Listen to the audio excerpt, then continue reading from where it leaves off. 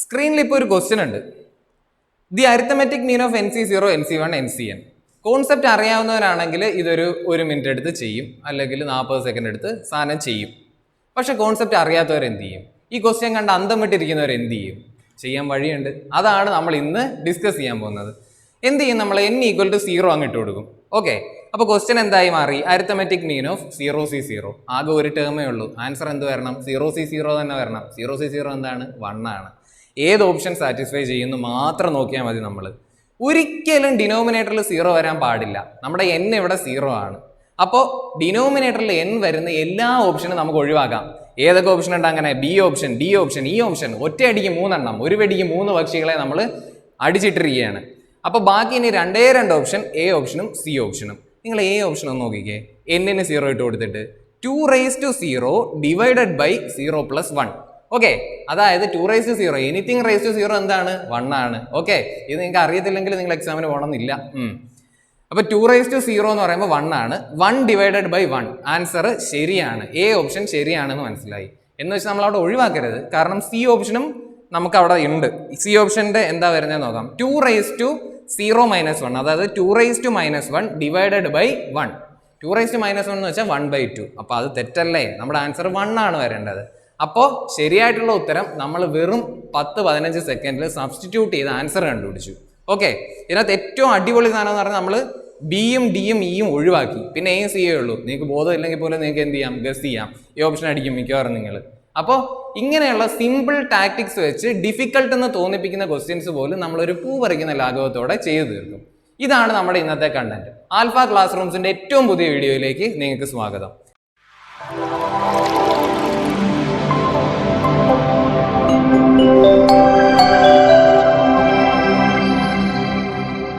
അപ്പോൾ ഇപ്പം നിങ്ങൾ കണ്ട ഈ പ്രോ ടിപ്പ് പോലെ കുറേ ടിപ്സ് ഉണ്ട്. ഈ പറയുന്ന ഈ OMR ഷീറ്റിൽ നമ്മൾ ഫില്ല് ചെയ്യുന്ന എക്സാംസ്, ഒബ്ജക്റ്റീവ് എക്സാംസ് ചെയ്ത് പെട്ടെന്ന് ആൻസർ കണ്ടുപിടിക്കാൻ വേണ്ടിയിട്ട്. അങ്ങനത്തെ കുറച്ച് ടെക്നിക്സ്, അങ്ങനത്തെ കുറച്ച് ട്രിക്സ് ഒക്കെയാണ് നമ്മുടെ ഇന്നത്തെ കണ്ടന്റ് എന്ന് പറയുന്നത്. അപ്പോൾ ഇപ്പം നിങ്ങൾ കണ്ട ഈ ടെക്നിക്കിനെ നമ്മൾ സബ്സ്റ്റിറ്റ്യൂഷൻ മെത്തേഡ് എന്ന് വിളിക്കും. എന്താണ്? എന്നിന് നമ്മൾ 0 സബ്സ്റ്റിറ്റ്യൂട്ട് ചെയ്തു.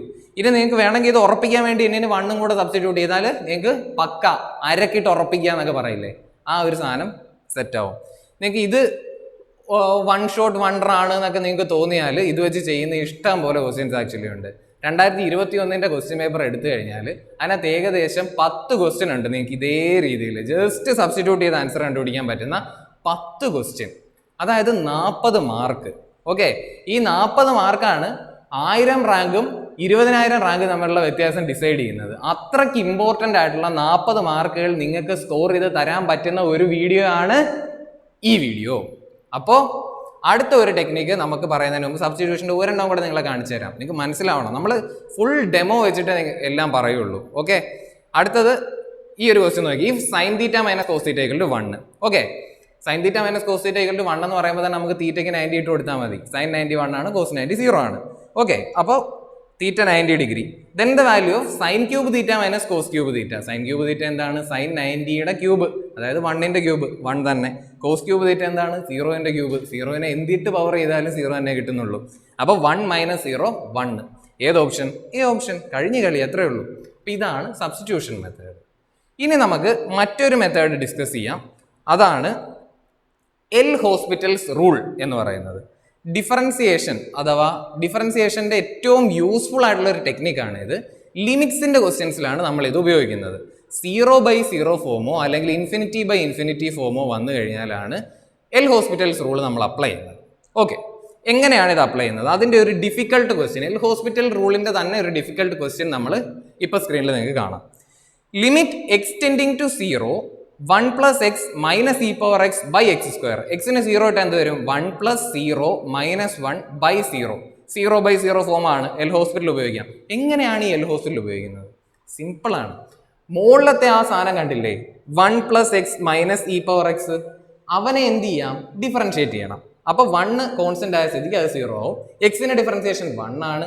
e⁻x ഡിഫറൻസിയേഷൻ e⁻x തന്നെയാണ്. അപ്പോൾ മുകളിൽ 1 - e⁻x ആയി. അടിയിൽ എന്തായി? x². അതിനെ ഡിഫറൻഷിയേറ്റ് ചെയ്യുമ്പോൾ 2x ആയി. ഇപ്പോൾ 1 - e⁻x/2x. ഇപ്പൊ ഈ x ഒന്ന് സബ്സ്റ്റിറ്റ്യൂട്ട് ചെയ്താൽ 1 - 1/2 സീറോ എന്ന് വരും. അതായത് വീണ്ടും 0/0. പേടിക്കേണ്ട കാര്യമല്ലോ, ഒന്നുകൊണ്ട് ഡിഫറൻഷിയേറ്റ് ചെയ്താൽ മതി. 1 minus E power X differentiate ചെയ്യും. ഇപ്പൊ 0 minus E power X divided by അടിയിൽ 2x ആണ്, 2x ഡിഫറൻഷിയേറ്റ് ചെയ്താൽ 2. ഇപ്പൊ minus E power X by 2 എന്നാണ് കിടക്കുന്നത്. അപ്പൊ ഈ മൈനസ് ഇ പവർ എക്സിൽ 0 സബ്സ്റ്റിറ്റ്യൂട്ട് ചെയ്താൽ -1 വരും, അടിയിൽ 2 തന്നെയാണ്. Answer -1/2, B option. ഇതാണ് എൽ ഹോസ്പിറ്റൽ. ഇതൊരു ഡിഫിക്കൽട്ട് ക്വസ്റ്റ്യൻ ഓഫ് എൽ ഹോസ്പിറ്റലാണ്, കാരണം 2 പ്രാവശ്യം ഡിഫറൻഷിയേറ്റ് ചെയ്യേണ്ടി വന്നു. കീമിന് വരുന്ന മിക്കവാറും ക്വസ്റ്റ്യൻസിന് നിങ്ങൾക്ക് ഒരു പ്രാവശ്യം ഡിഫറൻഷിയേറ്റ് ചെയ്യേണ്ടി വരും. അപ്പോൾ ഇപ്പം നിങ്ങൾ കണ്ട 2 എന്ന് പറയുന്നത് മാത്തമാറ്റിക്സിലെ ട്രിക്സ് ആണ്. ഇനി ഫിസിക്സിനെ രക്ഷിക്കാൻ വേണ്ടി ഒരു ട്രിക്ക് ഉണ്ട്, അതാണ് ഡൈമെൻഷണൽ അനാലിസിസ് എന്ന് പറയുന്ന ട്രിക്ക്. പല ക്വസ്റ്റ്യൻസിലും നമ്മളോട് ചോദിക്കുന്ന ക്വാണ്ടിറ്റി എന്താണ് എന്ന് നോക്കുക. മിക്കവാറും അത് ആക്സിലറേഷനോ ഫോഴ്സോ ഒക്കെ ആണെങ്കിൽ ആക്സിലറേഷൻ്റെ ഡൈമെൻഷൻ എന്താണെന്ന് നമുക്കറിയാം, L(t-2) ആണ്. ഫോഴ്സിൻ്റെ ഡയമെൻഷൻ ML(t-2) ആണ്. എന്നിട്ട് നമ്മൾ ഓപ്ഷൻസ് നോക്കുക. മിക്കവാറും ഓപ്ഷൻസിനും ഈ ഡയമെൻഷൻ ഈക്വൽ ആയിരിക്കില്ല. ഡയമെൻഷൻ ഈക്വൽ അല്ലാത്ത ഓപ്ഷൻസ് ഒക്കെ നമുക്ക് ഒഴിവാക്കാം. ഫോർ എക്സാമ്പിൾ, ഫോഴ്സ് ആണ് ചോദിക്കുന്നതെങ്കിൽ ഡയമെൻഷൻ ML(t-2) ആണെന്ന് നമുക്കറിയാം. ഓപ്ഷൻസ് നോക്കുക, അതിനകത്ത് ടൈമിൻ്റെ ഡയമെൻഷൻ വരുന്ന ഓപ്ഷൻ ഉണ്ടെങ്കിൽ ഒഴിവാക്കാം, വെലോസിറ്റിയുടെ ഡയമെൻഷൻ വരുന്ന ഓപ്ഷൻ ഉണ്ടെങ്കിൽ ഒഴിവാക്കാം. ഒരേ ഒരു ഓപ്ഷൻ മാത്രമേ പലപ്പോഴും ഫോഴ്സിൻ്റെ ഡയമെൻഷനുമായിട്ട് മാച്ച് ചെയ്യൂ. അപ്പം നമ്മൾ ക്വസ്റ്റ്യൻ പോലും ചെയ്ത് നോക്കാതെ ആൻസർ കണ്ടെത്താൻ പറ്റും. ഓക്കെ, ഇങ്ങനെയാണ് ഡൈമെൻഷണൽ അനാലിസിസ് വർക്ക് ചെയ്യുന്നത്. പിന്നെ വരുന്നത് എലിമിനേഷൻ ടെക്നിക്കാണ്. നമ്മുടെ കീം എക്സാമിനെ ഓറിയൻറ്റ് ചെയ്ത് നമ്മൾ സംസാരിച്ചു കഴിഞ്ഞാൽ ക്വസ്റ്റ്യൻ മേക്കറിന് ഒരു സ്വഭാവമുണ്ട്, കുട്ടികളെ ഒന്ന് കുഴപ്പിക്കാൻ വേണ്ടി ശരിയായിട്ടുള്ള ഉത്തരങ്ങളൊക്കെ ഒരേ ഫോമാറ്റിലിടും. അതായത് ഇപ്പോൾ പല ക്വസ്റ്റ്യൻസിനും ഡിനോമിനേറ്റർ സെയിം ആയിരിക്കും. 3 ഓപ്ഷനിൽ ഡിനോമിനേറ്റർ 2 ആണെന്ന് വിചാരിക്കുക, ബാക്കി 2 ഓപ്ഷനിൽ ഡിനോമിനേറ്റർ 5 ആണെന്ന് വിചാരിക്കുക. അങ്ങനെയാണെങ്കിൽ ആ ഡിനോമിനേറ്റർ 2 വരാനുള്ള ഓപ്ഷൻസിനാണ് ചാൻസ് കൂടുതൽ. കാരണം 2 ഉള്ള നമ്മൾ മിക്കവാറും ഡിനോമിനേറ്റർ കണ്ടുപിടിച്ച് കഴിയുമ്പോൾ അയ്യോടാ അതായത് വീണ്ടും 3 ഓപ്ഷൻ എന്നുള്ള രീതിയിൽ നമ്മൾ ആലോചിക്കണം എന്ന് ക്വസ്റ്റ്യൻ മേക്കർ ആഗ്രഹിക്കും. അതിനുവേണ്ടി പുള്ളിക്കാരൻ എന്ത് ചെയ്യും, 2 ഡിനോമിനേറ്റർ എടുത്തിടും. അപ്പോൾ നമ്മൾ എന്ത് ചെയ്യും, ന്യൂമറേറ്റർ നോക്കും. മിക്കവാറും ആ 5 തന്നതിൻ്റെ ന്യൂമറേറ്ററും നമ്മുടെ ശരി ഉത്തരത്തിൻ്റെ ന്യൂമറേറ്ററും സെയിം ആയിരിക്കും. അപ്പോൾ 3 ന്യൂമറേറ്റേഴ്സ് സെയിം, അത് വെച്ചിട്ട് നമുക്ക് ഫിഗർ ഔട്ട് ചെയ്യാം. ഇങ്ങനത്തെ ക്വസ്റ്റ്യൻസ് ഉണ്ടാവും, വന്നിട്ടുണ്ട്. ഇങ്ങനത്തെ ക്വസ്റ്റ്യൻസ് ഒരുപാട് വന്നിട്ടുണ്ട്. അപ്പോൾ അതാണ് എലിമിനേഷൻ മെത്തേഡ്. പിന്നെ വരുന്നത് all of these none of the above technique. All of these വന്നു കഴിഞ്ഞാൽ, ഓൾ ഓഫ് ദീസ് എന്നൊരു ഓപ്ഷൻ ഉണ്ടെങ്കിൽ 75% അതായിരിക്കും ശരി ഉത്തരം. കാരണം നമ്മളിങ്ങനെ സോൾവ് ചെയ്ത് വരുമ്പോൾ ഒരു ഓപ്ഷൻ കിട്ടി, നമ്മൾ അത് മാർക്ക് ചെയ്തിട്ട് തെറ്റിച്ചിട്ട് വരും ഓൾ ഓഫ് ദീസ് കാണാതെ. പക്ഷേ അതിന് വേറെയും വഴികളുണ്ടാവും, വേറെയും ഓപ്ഷൻസ് അതിന് ശരിയായിരിക്കും. അതുകൊണ്ട് beware of all of these. പിന്നെ വരുന്നത് നൺ ഓഫ് ദി എബോവ് ആണ്.